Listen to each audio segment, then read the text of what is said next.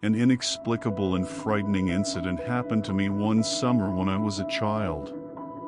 My entire childhood and youth were spent in a military garrison. The military town in which I lived was located inside one of the district centers of the Leningrad region and was surrounded by a distinctive concrete fence. There were about 12 houses in the town, a club, a football field, and its edges were covered with tall, dense bushes that covered concrete barriers. That happy time was characterized by the absence of the internet with its social networks, computer games, and other benefits of modern children's life, which forced today's teenagers to stay at home forever. My friends and I were fun kids, and we spent all our summer holidays on the streets of that very town from morning to night, playing football, hide-and-seek, robber Cossacks, etc. The town, although it was small, but with the help of the boundless childish imagination of those years, turned into a magical field of wonders for entertainment. One evening, when the light twilight characteristic of the Leningrad region descended, my friends and I were already playing hide-and-seek. When I was looking for my companions, a very strange middle-aged man suddenly approached me. He was decently dressed, but his clothes were dirty and damp in places, as if he had been resting for a couple of hours lying on fresh grass. He didn't look like a homeless man or an alcoholic. We saw them like that.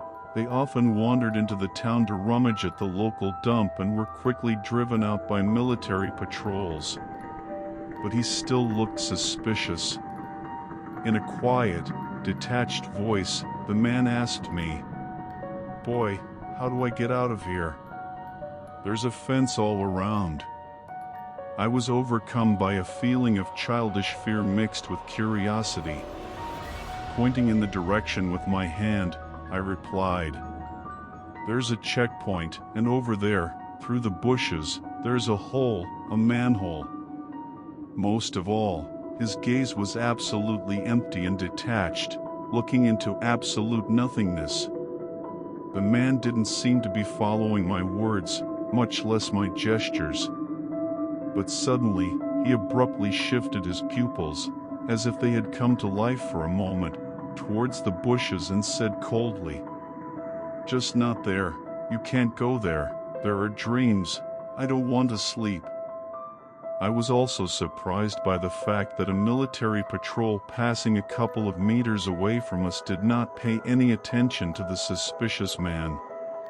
Remembering about my friends, I ran to look for them, and as is typical for a child, upon arriving home I completely forgot about the strange man. But the next morning, something inexplicable happened. As usual, in small closed towns, any event gathers a lot of onlookers.